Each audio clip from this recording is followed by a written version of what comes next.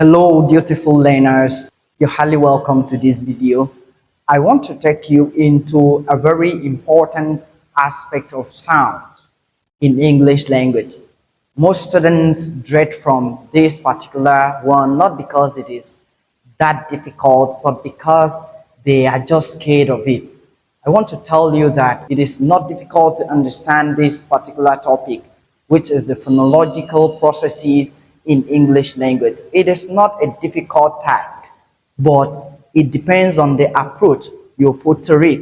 If you decide to study it diligently, believe me, you'll become a pro in it. And I'm here to guide you on what to do, and it is your place to follow. Watch this video to the end, and before you know, you have vivid understanding of this subject matter. So it is important we delve together into the phonological processes in English language. Phonological processes in English language has to do with certain influences of speech sound. Sometimes how you articulate a sound in isolation is different from how you articulate the same sound in connected speech. I'm using the expression connected speech to refer to when you use it in expression, when you use it with other sounds. For instance, the short vowel sound is different from what you get in man, man, man. The sounds you have underneath man, man. In man, we have that sound but there are certain influence on that sound by the surrounding sounds. That sound is preceded by a nasal sound and succeeded by a nasal sound. Hence, the nasal sounds affect its articulation. So this is what phonological processes focuses on. It has to do with the articulation of sounds in phonological environments. So by studying phonological processes, we are studying the different ways sounds are articulated in connected speech. So it is very important that you understand how a sound can be articulated in isolation.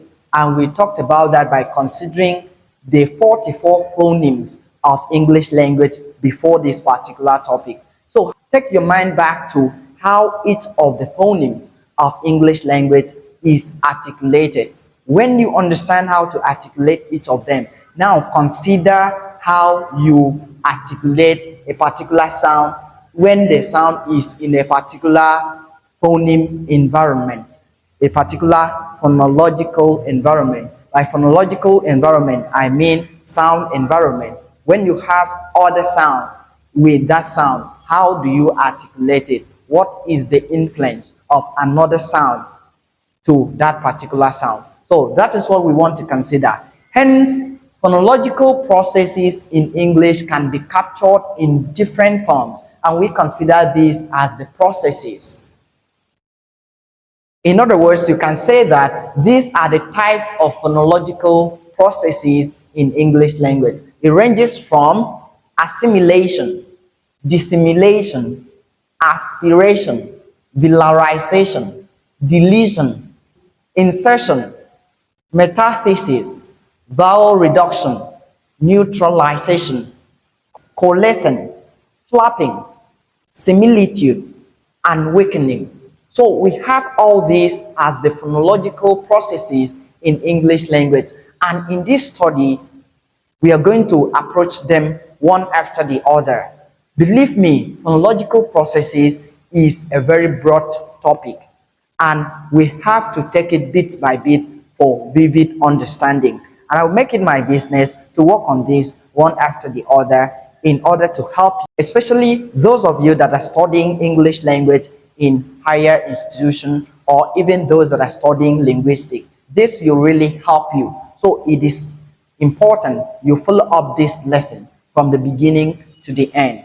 All right, so let's get to it. The very first one we want to consider is assimilation processes. Now, what is assimilation processes all about. When one sound becomes more like the neighboring sound in its phonetic features, that means that assimilation has taken place. Assimilation has to do with taking after another person, the person around you. That means the person has assimilated you. So, assimilation in terms of sound is when a particular sound borrows the features of the surrounding sound during articulation. And this is normally heard in connected speeches. When you want to make a statement, when you want to articulate a sound in group, it has features of the surrounding sounds as different from when you articulate that sound in isolation, that is independently. Now, what are these phonetic features that are the yardsticks, the points we can lay hands on to identify assimilation? Place, manner, and voicing. What do we mean by place? The organs of articulation. So when you want to articulate a particular sound, the organ of articulation tend to affect the next sound you are going to articulate. That will lead to assimilation, influence on the next sound. Okay, so we also have manner. Manner has to do with the behavior of the organs of speech when you articulate a particular sound. And then voicing.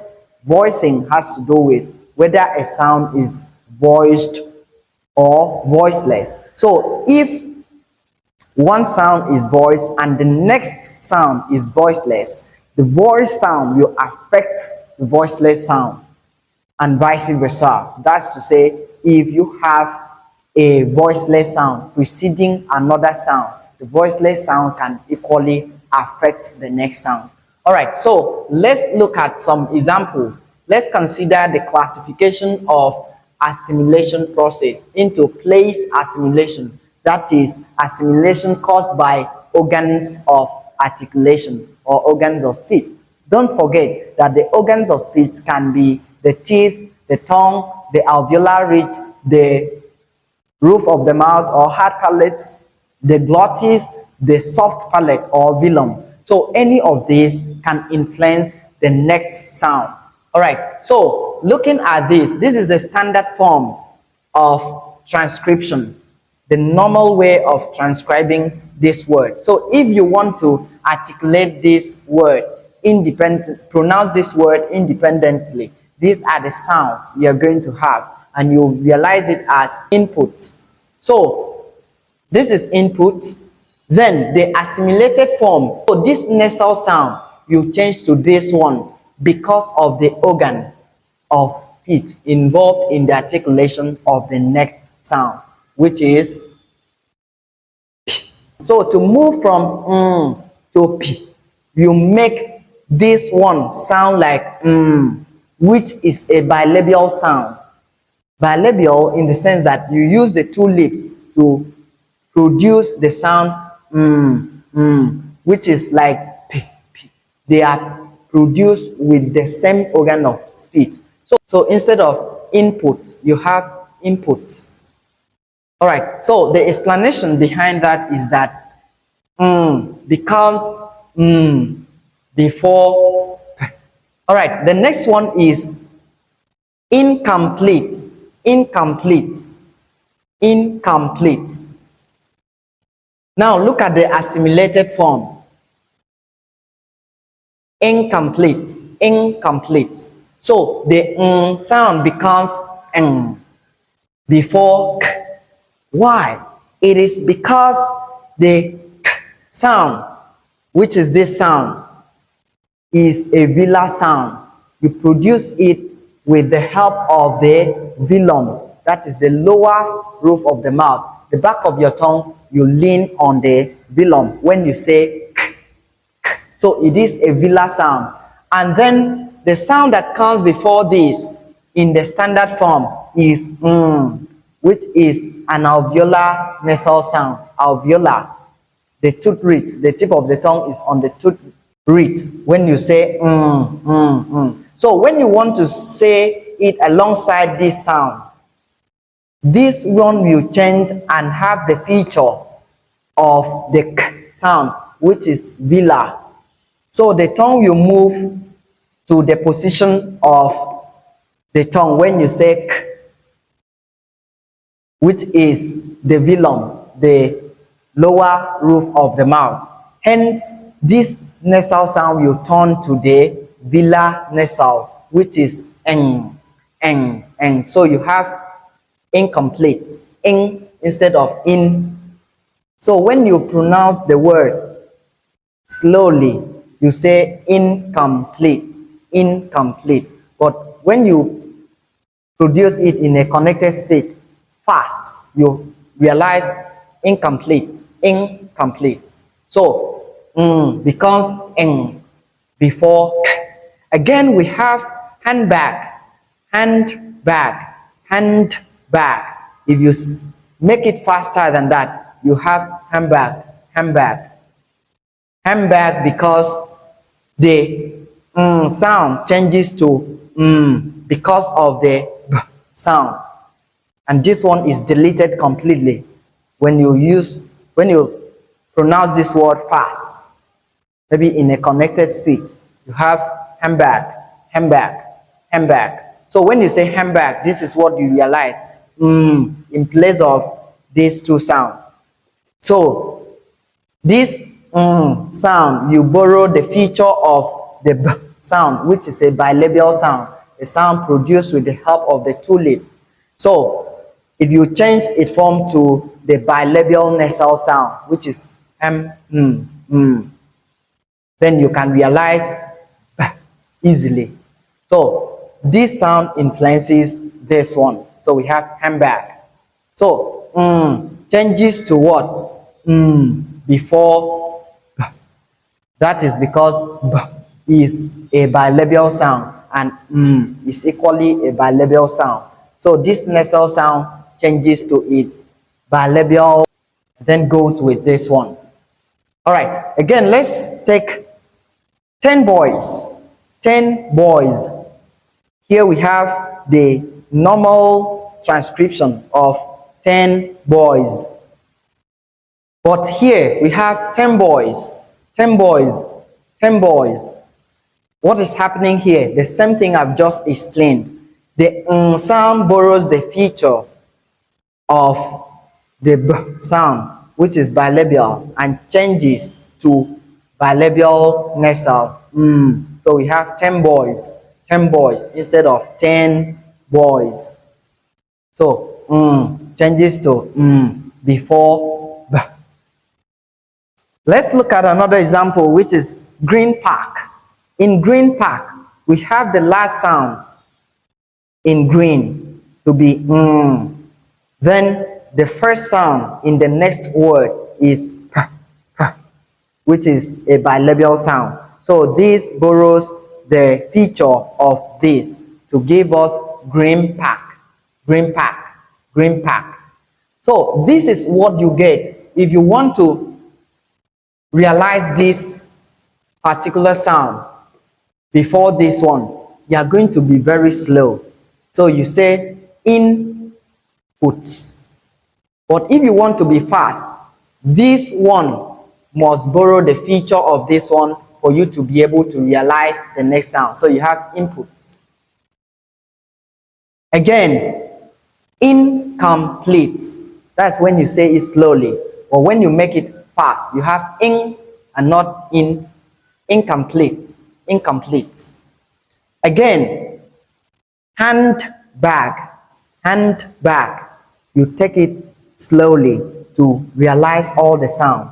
But when you are reading, you are going to say it fast. Hence, you are going this particular sound. You borrow the feature of this. This one will be elided completely. So you have handbag, handbag. If you say hand, it will be difficult to say sound because the d here is a villa sound, just like this one, just like it's a villa sound. So you say handbag to make it fast. Again, 10 boys, you change to 10 boys. Green park, you change to green park.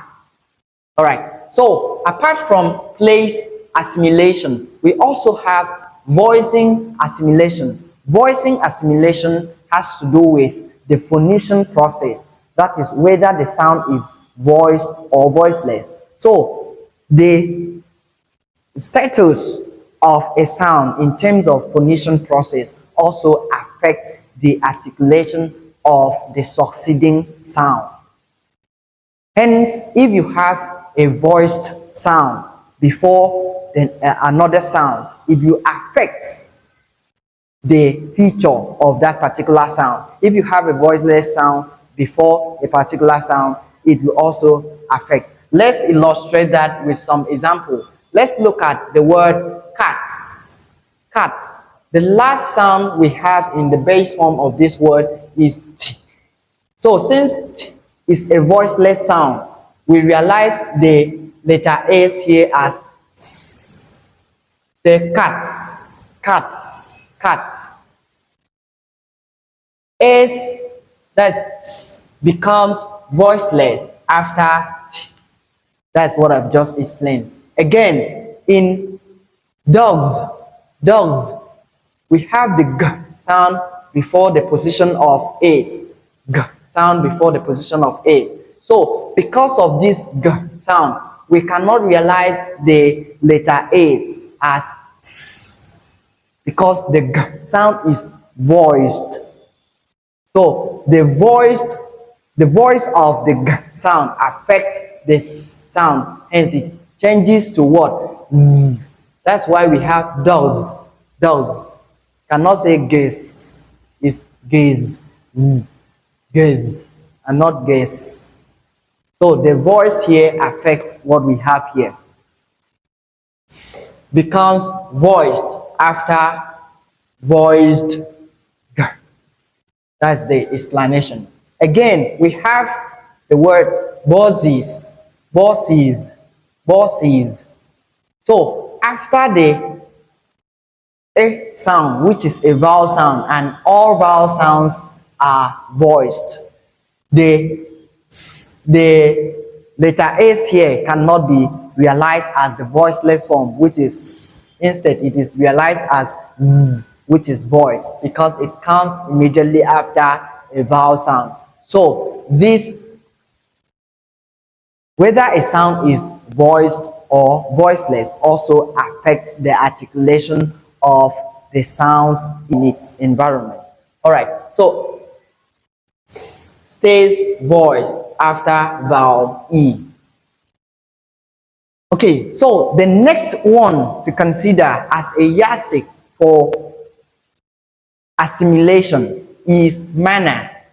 So the manner of articulation of a sound can also affect the neighboring sounds in terms of changing in feature to sound like the previous sound. Manner assimilation has to do with the behavior of the organs of speech during the articulation of a particular sound. So if there is stop, that stops can affect the next sound because it must be a sound that is related to that one before I can realize it properly.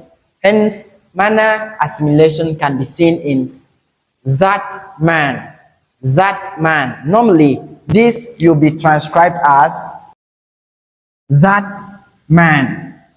But considering the assimilated form, assimilation happens here.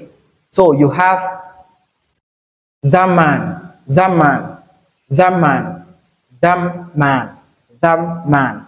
So you cannot realize the T sound here because T, you place your tongue at the tooth root inside your mouth. But the next sound, which is a bilabial sound, which you have to use your two lips to articulate it. So the next sound affects the last sound in the first word. So we have the man instead of that man. If you say it slowly, you have this, but if you say it fast, you have this. The man. So becomes nasal before the sound. The T becomes nasal sound. Okay, so here we consider the fact that we are going to nasalize this sound. The sound is a nasal sound, and you release that sound through the nose. So since you release the next sound through the nose, it affects this one. So you have zaman, zaman, zaman. Again, we have 10 pence, 10 pence. In this case, we have the sound introduced because of p sound at the beginning of this second word. So this is a bilabial sound, and this is a plosive sound, a stop. When you say p, the A that is coming out will be stopped by the two lips, and then the sound will come out as a result of a sudden parting of the two lips. That's why this sound is called plosive, and it is known as stop in terms of manner of articulation. So when you want to say this particular sound, this one will change. The sound before it will change, and you have 10 pence instead of 10 pence. You have 10 pence. So changes place and manner to match. Again, let's consider good night. Good night. The normal transcription of good night will be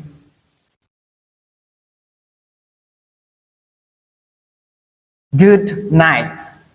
Here, all the sounds are complete. The first word ends with d, which is a plosive sound, a stop, as well as the last one is plain. Then immediately after this, we have the sound, which is a nasal sound in the next word. So the production of this nasal sound immediately after this one, after the first word, you affect the last sound here for you to get it as fast as possible. So you have something like good night, good night, good night. You have here instead of j, good night. So note that the stop j becomes nasal before the nasal So before this, the stop j becomes So take note of that. Let's look at that again. When it comes to manner of articulation, the behavior of the organs of speech during articulation will affect the neighboring sound. For instance, in German, the production of in the second word affects the last sound in the first one, which is a plosive sound. So it changes to nasal sound. We have German. Then in 10 pence, the production of the sound, which is a stop after the nasal sound, affects this nasal sound and changes it to the bilabial form, which is the one produced with the two lips. So we have 10 pence, 10 pence, 10 pence instead of 10 pence. Because for you to move your lips from the alveolar ridge where you have the sound to have the formation that will give you the p sound, it will be difficult. So the nasal sound changes to the bilabial nasal, and you have 10 pence. Then the last one, we have the j sound in the first word, which is a plosive sound, a stop. But because of the nasal sound in night, this sound changes to this. So we have good night. So these ones are often used when you're speaking. When you're speaking, these changes will occur. That is what phonological processes are all about. Phonological processes are all about the changes that occur in sounds when we consider them generally, that is in group and not independently or in isolation. So sometimes we have assimilation. That takes me back to where we started.